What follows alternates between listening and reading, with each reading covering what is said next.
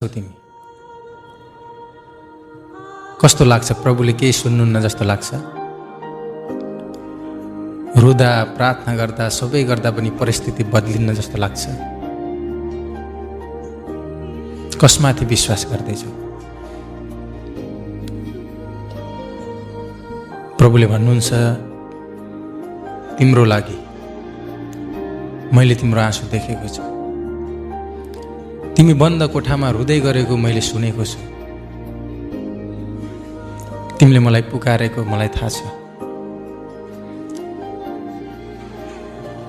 तिमीले मेरो निम्ति गरेको सङ्घर्ष मलाई थाहा छ। तिमीले मेरो नामलाई अपमानित हुन दिएनौ। मानिसले तिम्रो परमेश्वरले के गर्छ भनेर तिमीलाई बारम्बार भन्दा पनि तिमी त थामियौ त, तिमी अडियौ। म तिमीसँग खुसी छु भन्न चाहन्छु। म तिमीसँग आनन्दित छु। छोरी, ए मेरो छोरा, म भन्न चाहन्छु हरेक कुराको समय छ। अब हाँस्ने समय आउँदैछ।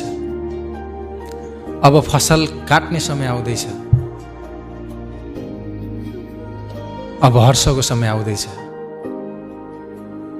तिम्रो इनामको समय आउँदैछ।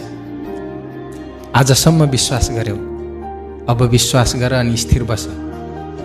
जसले तिम्रो विरुद्ध योजना बनाएका छन् तिनीहरू तिम्रो अगाडि ढल्नेछन्। जसले तिमीलाई तिम्रा परमेश्वरले के दिए भनेर प्रश्न गर्नेछन्, म तिनीहरूको अगाडि तिमीलाई उठाउनेछु र जवाफ दिनेछु, किनभने म जीवित परमेश्वर हुँ। मलाई हेर जसरी आजसम्म हेरेकी छौ। मेरो वचनमाथि विश्वास गर जसरी आजसम्म गरेकी छौ। अब तिम्रो जीवन बदलिँदैछ।